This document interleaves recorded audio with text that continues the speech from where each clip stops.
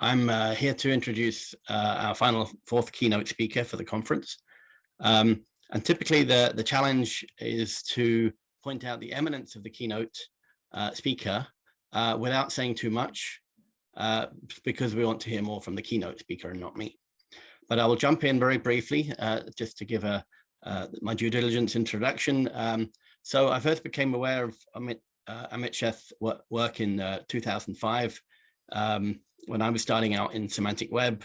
He was already an IBM Faculty Award winner in 2004. And I was basically at that time working on a book on semantic web and the life sciences. And I was very excited to see his work on semantic web services framework for glycoproteomics. And I invited him to provide a chapter to the book. And that was very well received. So anyway, that's enough of my ramblings. Professor Sheth is an internationally renowned educator, researcher, and entrepreneur. He's currently the founding director of a university-wide institute at the University of South Carolina. So an AI institute, very exciting. He's also a fellow of IEEE, AAAI, AAAS, and ACM, and he has a very high number of citations, over 48,000 citations to his publications, and puts him in one of the in the top 100 computer scientists, based on his IH index or H index. But as an entrepreneur, he's founded 4 companies. He's currently working on his 5th. Specifically with respect to our community, his was probably the very first semantic web company in 1999, pioneered a technology that's similar to what's found currently in the Google semantic search and the Google knowledge graphs. And he obtained a patent there in 1999. So really very pioneering. And I believe the first keynote on any semantic web topic was by Amit in 2005. So there's a couple more companies currently working, still doing very well, particularly Cognovi, but all of these are in the AI space, all these companies. And he has 45 PhD students over his career. And I myself had the pleasure of listening to him in an IEEE keynote a year ago on semantics and machine learning in Singapore. So today, the title of his presentation is Augmented Personalized Health. And I'm going to hand it over to Amit now for his presentation. Thank you very much, Chris, for your kind introduction. And to the audience, thank you for joining me in your last session. I will try to keep it not too technically deep and bore you with a lot of details, but given that this is a conference on application and tools for semantic, in the semantic web area, I think I have a nice collection of application and tools to talk, about today, all with the applications in healthcare domain. So if you look at the byline, it says an explicit knowledge enhanced neurosymbolic digital health approach to patient empowerment for managing chronic disease burden. There's a pretty mouthful, pretty covering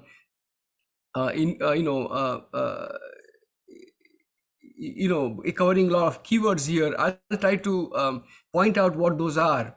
But at the end of the day, the emphasis is on the role that semantics and knowledge play in making more advanced capabilities possible with healthcare in mind.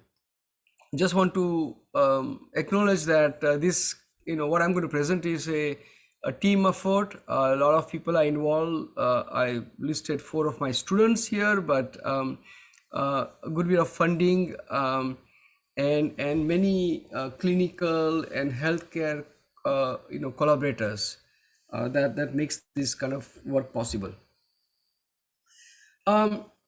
This is the broad scope of the work that is happening at AI Institute, AIISC, which stands for AI Institute at University of South Carolina.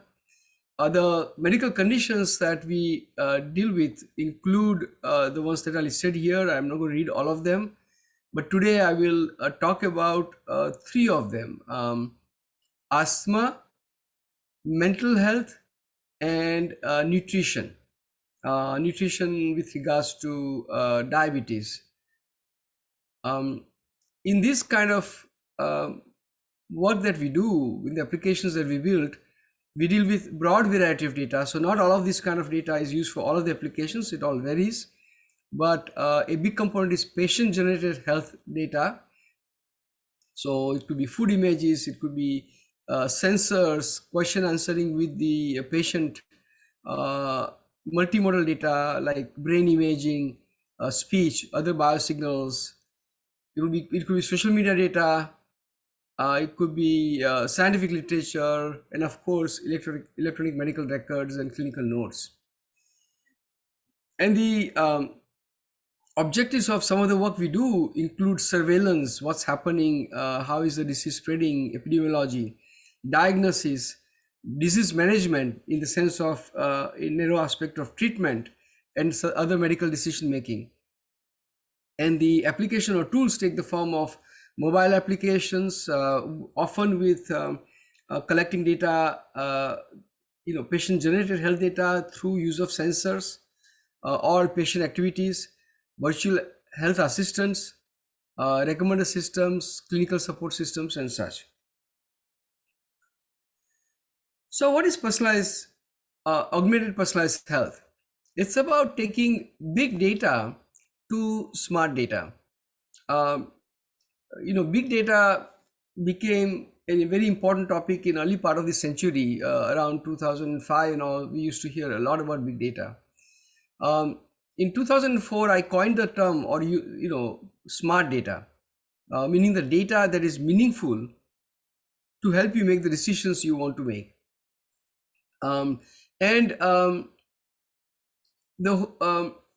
While big data is an issue that has that is relevant to, let's say, companies that deal with a lot of data, it is also relevant to every individual. Today, it is possible to collect broad variety of volume of and data about an individual, because you could use a lot of sensors, because you could have ambient intelligence observing the human behavior, because environmental data may be relevant to your health.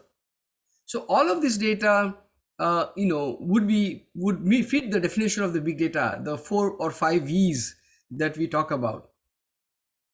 Using all of the data to meaningfully help human decision making or human health behavior is creating really a smart data to act upon.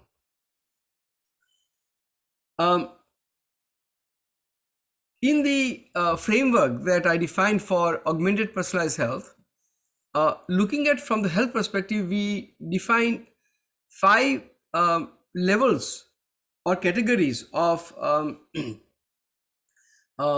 healthcare management strategy or health management strategies that we can talk about. The first one is self-monitoring. So if you use a Fitbit and try to track that you have walked 10,000 steps a day, what you're doing is monitoring yourself. You're collecting the data and basically just seeing the data. Hopefully there is some correlation between number of steps you have walked and your health, but it's not clear that it's not necessarily well understood. The second is self-appraisal, meaning you have collected the data, but you also figure out what it means to your health. So that is self-appraisal. That requires understanding the data and transforming that into some measure that helps you understand your health. The third is self-management. This is where you have, let's say, a chronic disease, and you want to make sure that you make the choices on a daily basis, on a multiple times a day, that helps you manage your health optimally. You go to your chronic disease, you go to a doctor, you see the doctor once every 3 months or once every 6 months, and the doctor specifies the care protocol, gives the guideline, gives you discharge summary, gives you medication and lifestyle related suggestions, and then you're supposed to follow that on day-to-day basis. Can technology help you make optimal decisions in that context? That is self-management. Fourth is intervention. Can you, when things are not working out as planned, your next doctor's visit is 2 months away, but you're not doing well. Well, it's time, you need intervention. You could show up at an emergency room, but you may also call the clinic, or somehow the technology informs the doctor's office, and that there is a conversation about it. An example could be that a patient with chronic heart disease and heart related operation is discharged, but immediately after discharge, in 2 days, his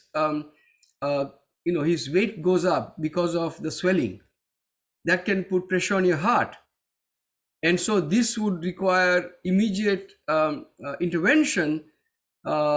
If you interact with the doctor in a timely manner, he probably can increase your medication for diuretic, and reduce, make it easier for kidney to take out the water and reduce your swelling, and hence correct the condition in timely manner. And finally, it is disease progression and tracking. Okay, so I'll in the interest of time, I'll continue further. The first example I'm going to talk to you about is knowledge-enabled healthcare for asthma. Now, it's a very important disease, and in context of asthma, a smart data based system can help you answer question: what causes my disease severity? How well am I doing with respect to my prescribed care plan? Am I deviating from the care plan? I'm following the care plan, but this is not well controlled. Do I need treatment adjustment? So all of these questions are there. Can the technology help you understand, get you answer to this question? We had a project we completed very recently, in which we had consented 150 pediatric asthma patients with age 7 to 17, and we had developed a mobile health application with use of a variety that will collect a broad variety of data. So we would collect 29 different parameters, types of data that you see on this picture. That includes data about the environment obtained using web service. We know where the patient lives, not exact address, but approximately. So we can get pollen count, air quality in that area, and all those things using web services. And then we have sensors, Fitbit for sleep and activity, peak flow meter for lung capacity and such. And we had also ability to measure in indoor environment. Plus we will get extract from clinical notes appropriately. Of course, there are a lot of issues of privacy and security which we had to address, and we did. That's not the main focus of this talk, so I won't go into those. We could collect up to 1852 data points per patient per day. So that's a pretty substantial amount of data, and analyzing this data in a way that is contextual and personalized, meaningful to that patient, is a very challenging issue, and that's what our research was about. So you can see we collect the data, integrate, analyze, and from that give actionable information and feedback. So this is a dashboard that we developed for every patient as well as the whole cohort of the patients. We can tell what's happening, and we can give you up to the minute information. And here you can see, for example, there are two vertical green bars, those are symptoms or phenotypes, and then there are other data on the top, and you can visually see potential correlations or associations between the data and the symptoms. That doesn't mean causations, but that is a but you can at least get that level of information. So this is a personalized care situation. There is a video for this. There's a link on the presentation. You're welcome to check later on. One of the interesting things we did was to develop what we call as a digital phenotype score, for supporting the self-appraisal. So when an asthma patient is seen by a doctor, the doctor would conduct what is called as asthma control test. And that is what will allow the doctor to say how well controlled is your asthma, and based on that, help you decide how should you control that asthma, what medication you should use and such. We were able to develop this so-called digital phenotype score from those 29 different data types that we collected, such that that phenotype score very reasonably approximated the asthma control test. Now, asthma control test is done once every 3 or 6 months. This is done as on the demand, anytime, any day, based on whatever data that has been collected. So you have far more timely information about how well controlled is your asthma, and hence you have a good self-appraisal. We are able to understand the asthma triggers. So here we show, for example, during our during spring, our cohort had 63% showed some association with the pollen, and 19% showed association with particulate matter, air quality, and then 6% showed impact of both together. But you can see that in the fall, there were no pollen. So sorry, in the winter there were no pollen. So all the reasons were because of other so the pollen was not obviously affected, and some other things led to the patient's asthma or symptoms for asthma, and that was primarily PM 2.5. This is the circle at the bottom on the right. And so it gives you these kinds of cohort level impact, but it can also give you an individual level impact. So here, in this case, we are able to understand on a specific individual, in this case, patient A, in the first 6 weeks, there were observations made, and then eventually we said, well, what is the likely reason for, when there was a symptom, what was a potential contributor? And you could see that in terms of pollen and PM 2.5. And then there was a time when there was no pollen, and there was a time when there was pollen. But ultimately, in this patient, we figured out that during the time there was pollen, it was a combination of both pollen and PM 2.5 that get the that result in the poor outcome for the patient.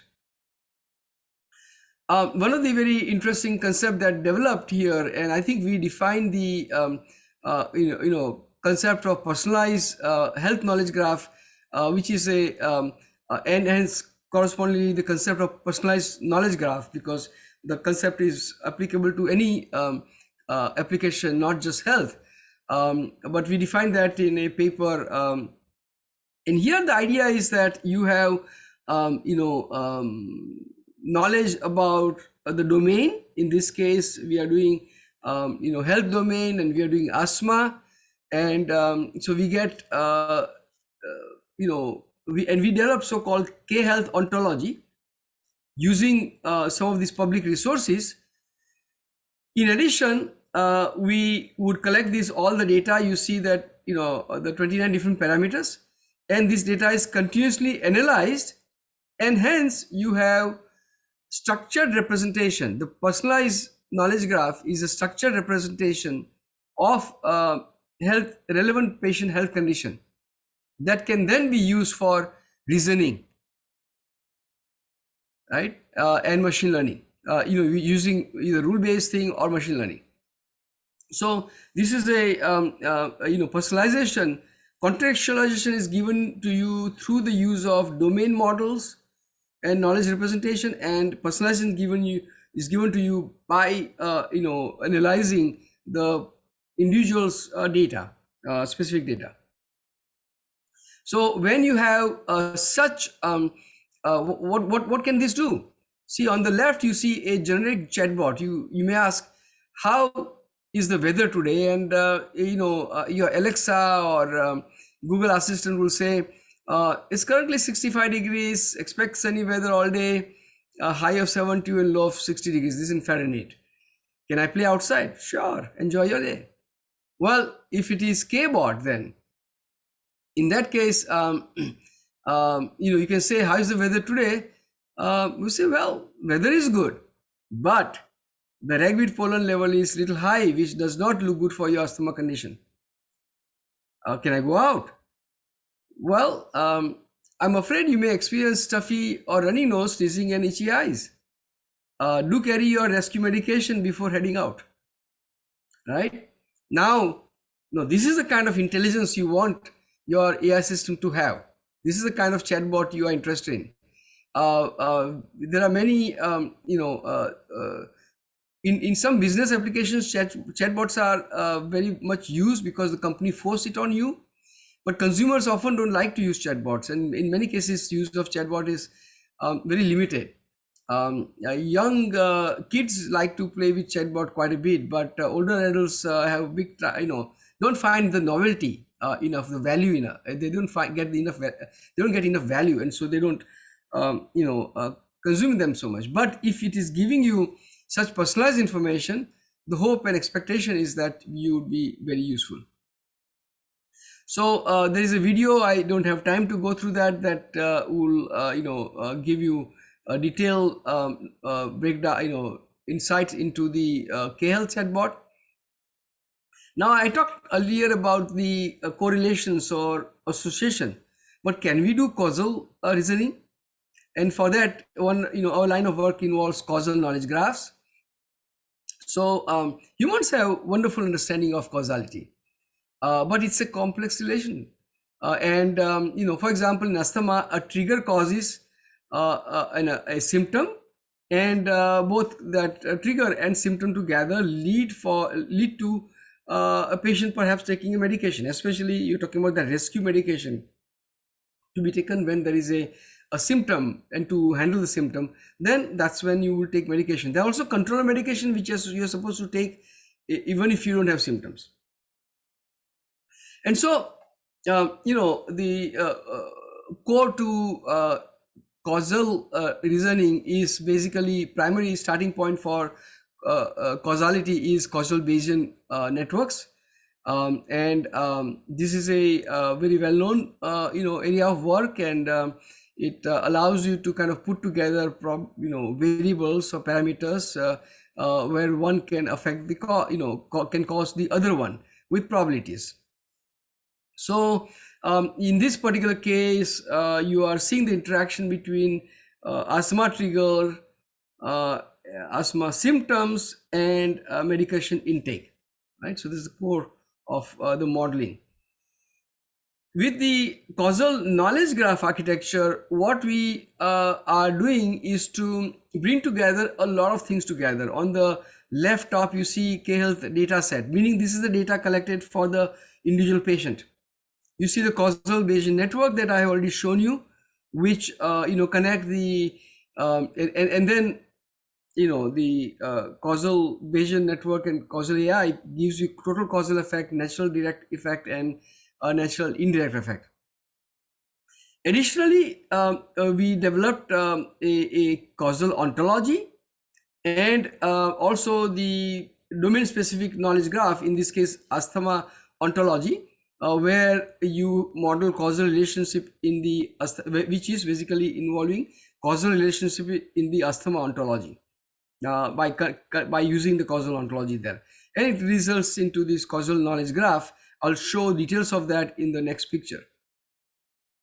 So what this leads to is a more richer representation of for reasoning about causality, because compared to the Bayesian network, and this richness involves effect capturing, as you can see, there is a lot more detail here with the causes giving you total effect, causal effect, with mediator giving you natural direct effect and natural indirect effect. And you'll be able to model, for example, on the right hand side, AQI, air quality index, and its causal effect, versus on the left hand side, pollen and its causal effect. And this is the resulting representation, which is more rich.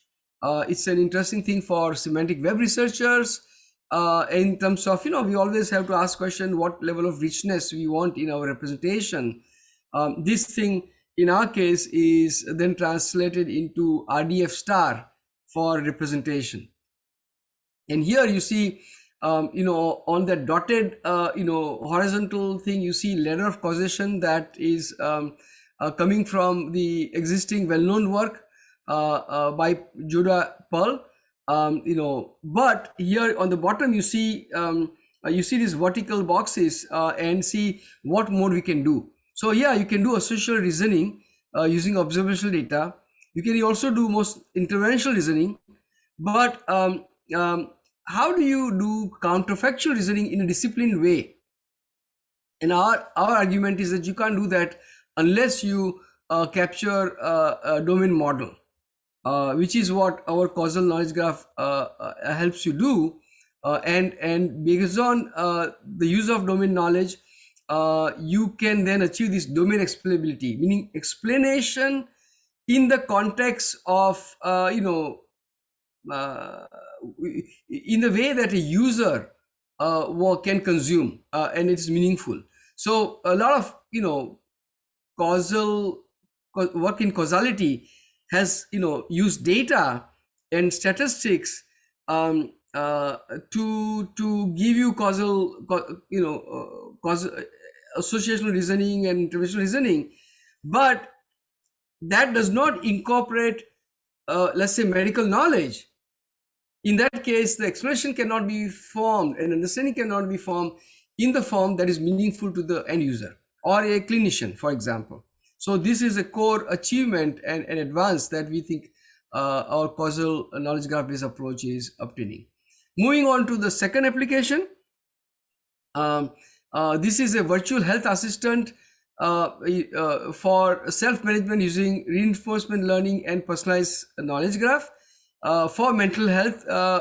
One application is mental health. Now remember, all this work is being done in collaboration with clinical experts and not just as a computer scientist. So here you see that a personalized health knowledge graph is constructed from patient data plus in this case discharge summary, which is what you get when once you have a clinical visit, then you get discharge summary, or when you're released from hospital you get discharge summary. So from that we extract knowledge from that and incorporate in personalized health knowledge graph, plus you get the data from continuous interaction you have with your personal your virtual agent, right? So three different sources of information that are constantly being analyzed and organized to maintain your health knowledge graph. This one shows how you takes discharge summary, use Spacey NER for all kind of clinical concepts, and AMR parser, and with both of them, then we create a the components of we create a personalized context, which is a part of the personalized health knowledge graph. And these are just some snapshots. In the interest of time, I'm going to and the connections being made. So you see drug related to drug has chemical structure, ingredients, kind of thing. And it also, here I am trying to explain to you the substantial power of semantic web, representation to the AI algorithm. So we use this. This comes from a 2018 work that we published in CIKM. But basically, this work involves use of deep learning on ready data to classify or to predict the medical health condition.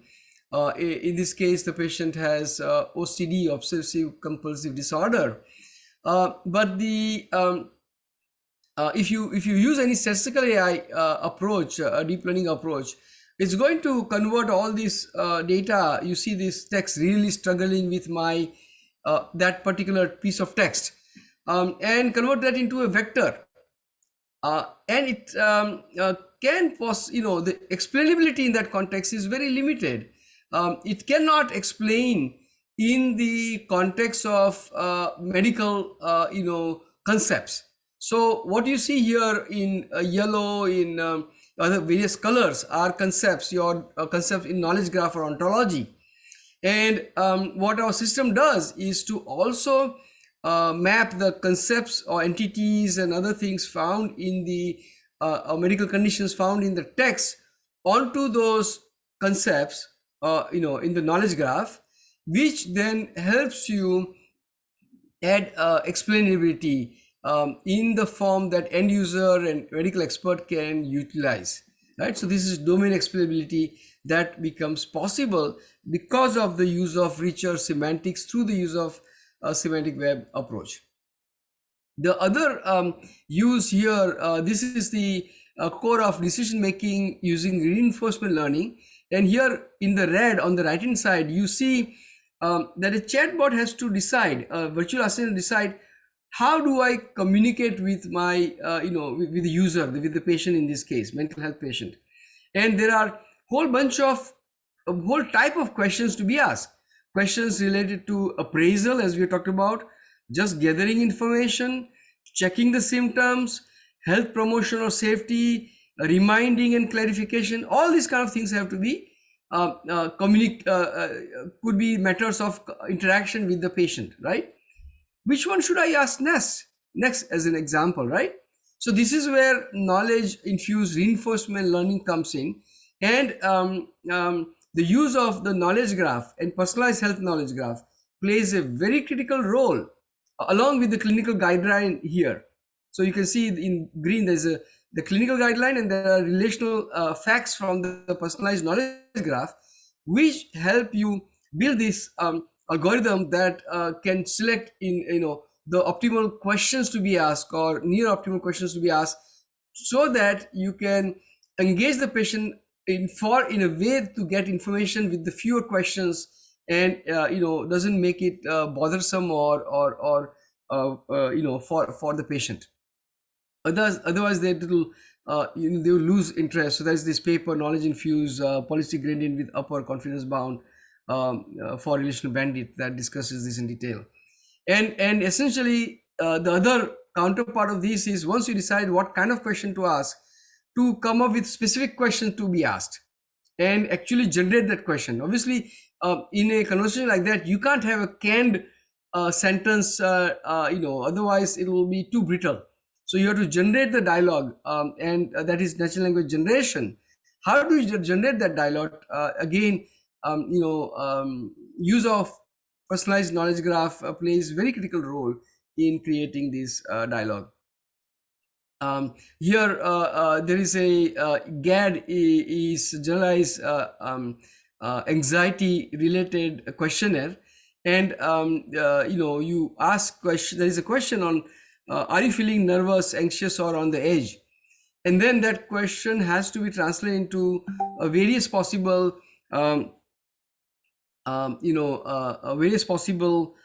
questions and paraphrasing, which is what this slide talks about. I will not talk more about that given the time that we have.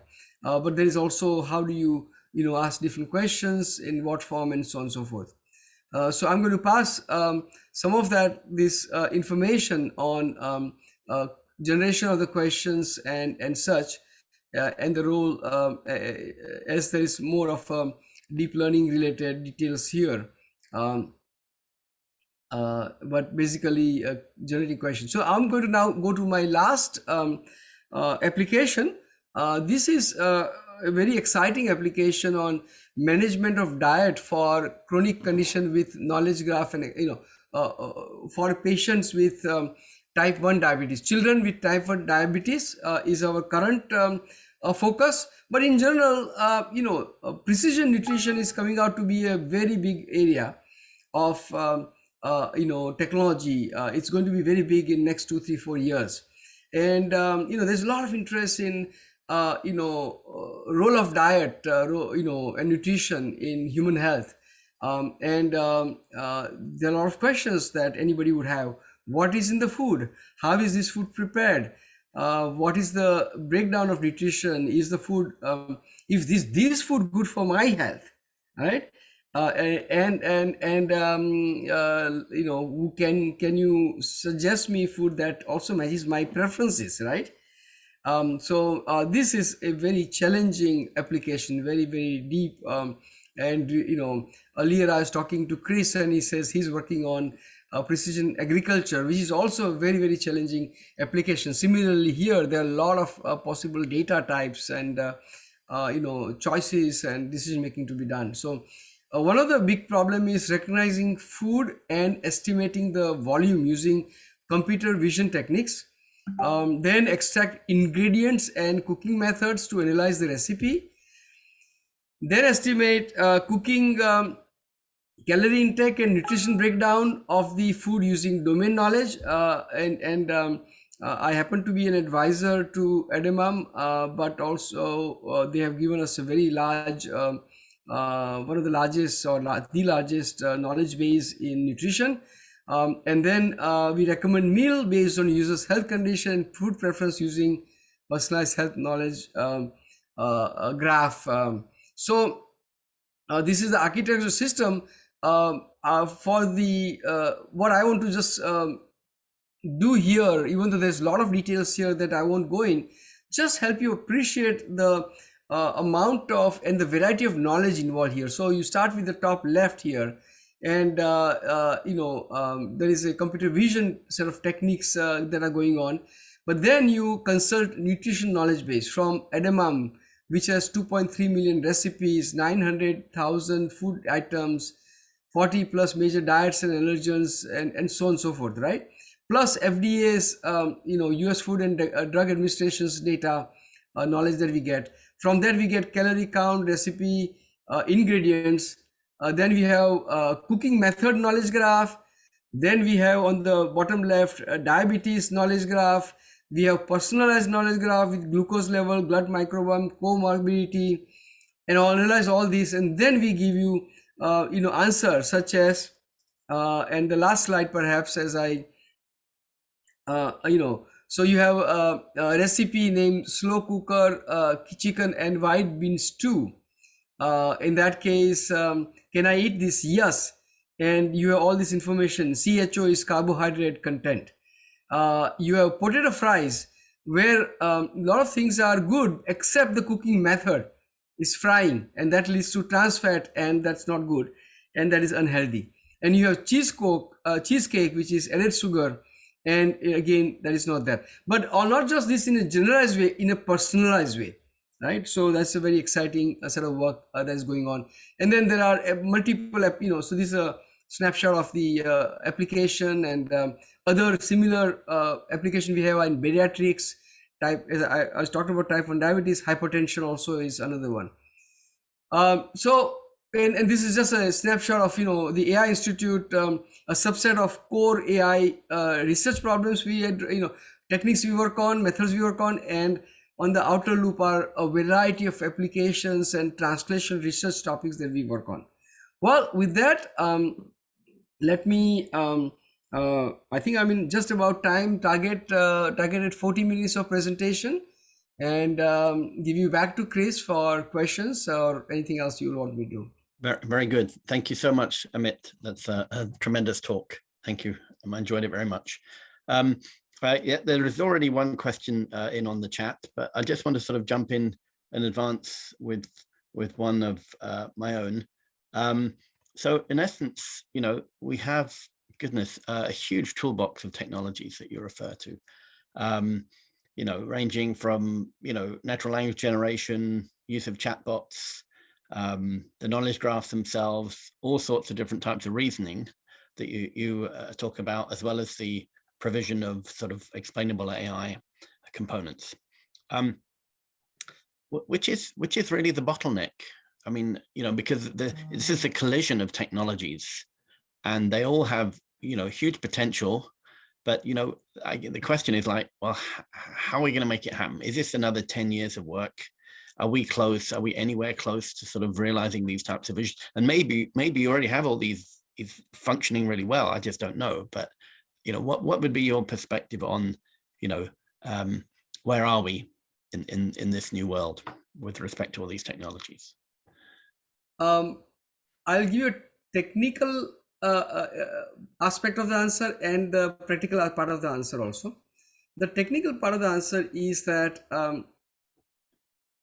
health is a complex domain, and that if you look at the so-called second wave of AI, the first wave of AI was symbolic AI of the last century. Second wave of AI is what we are saying in last decade and a half, but you know, machine learning and then deep learning. If you see AI, it was all deep learning for about a decade.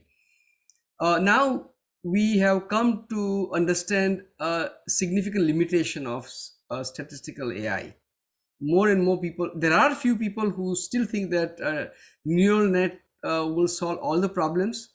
In fact, Hinton is on the record of saying so, but Bengio and others subscribe to you know, critical role of knowledge that is not part of the you know, deep learning by itself. You know, learning from data, the unreasonable effectiveness of data that they used to talk about, that is not effective enough. And so we have now more of us have learned. I mean, I was always on. I was advocating for a long time the role of knowledge, and one of the keynotes I talked about was the role of explicit knowledge in AI. That gives much more details on that particular topic. For this health condition, the techniques that are purely data driven is not going to solve the problem. And you look at all of the applications I discussed, a role of knowledge has come very well, very high, you know, is significant. So the challenge is for AI researchers or people developing tool to understand that it's going to take both a strong data, you know, statistical toolbox, but also knowledge centric and semantic centric toolbox to be able to develop applications that are meaningful. So howsoever accurate your deep learning algorithm is, a clinician would not use it unless it can explain how it came to that particular prediction of what will happen to the patient. So incorporation of clinical guideline in the reasoning process is critical, and explaining that how that decision is explained is critical. With that, the adoption in this kind of domain will be a lot more possible. So that is the technical part of the answer, saying that we are pretty close in having this neurosymbolic AI or hybrid AI that we can effectively engineer. But I would say is still you know, mastering that on a not just for a few esoteric researcher, but on a larger scale is about 5 years away. Right. The practical side of the answer is the big problem of anything you want to do with healthcare, which you know well, having also led healthcare company, and that is that you really need to have to do something like clinical trials or demonstrate the effectiveness before you use it on live patients.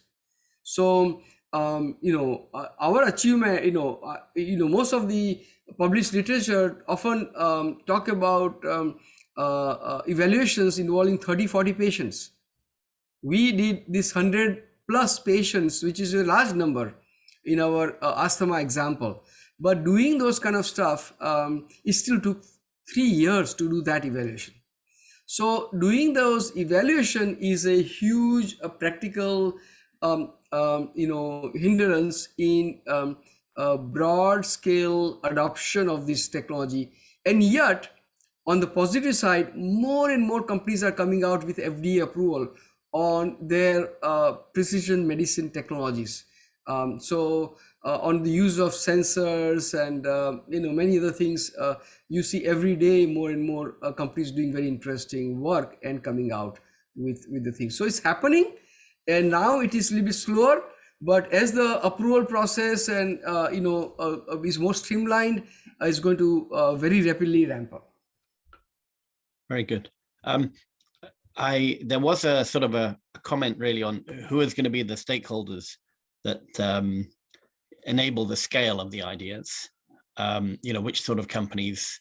Is it going to be existing cloud companies or new disruptors or some completely new type of company, sort of a healthcare company? I mean, who's going to be the agent of the transformation in your I'll just give one. It's a complex question, interesting question. I'll just give one broad answer that the healthcare companies are going to continue to be laggards. They just don't have the right ecosystem, and what you hire and what mindset you have. If it's already a healthcare company, adoption by these companies in technology is slower. They have the benefit of access to the patients, and they certainly have in that context the role to play, but the leadership is going to be by technology companies. Today, when I visited Google last time, I met a physician, right, at Google, right? So the point here is, and they are hiring lots of physicians and clinicians and public health researchers and so on and so forth. And so does Amazon.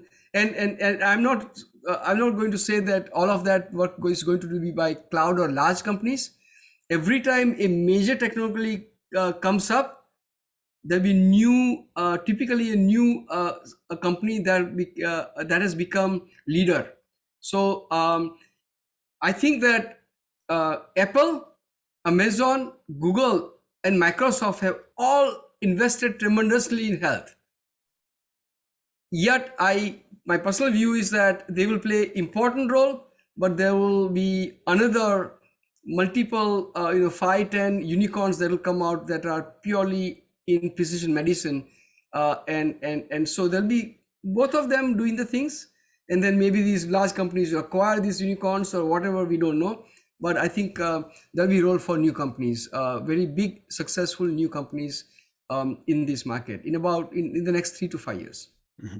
Excellent. So another question came in on the use of causality knowledge graph with Bayesian approaches. It says, can you elaborate a little on how to use description logic next to probabilistic reasoning? I will like to point you to a paper we have in AAAI, 2016. It's a paper, when you can Google for it. Co-author is Pramod Anantharam, Pramod Anantharam, and myself, and it is on the use of very large transportation data from the Bay Area, 1 billion, more than 1 billion, facts, and 3 ontologies or knowledge graphs, and use of LDS, linear dynamical system, basis approach, LDS approach, and use of semantic web approach, description logic approach. How did they all coexist? So I'll point you to that to go through that and how we layered the processing of statistical processing of on probabilistic graph data, and on the logical representation that related to processing involving these three ontologies that we use: smart city ontology, location ontology, and transportation ontology. And that probably will give you a lot more information than I can give you right now.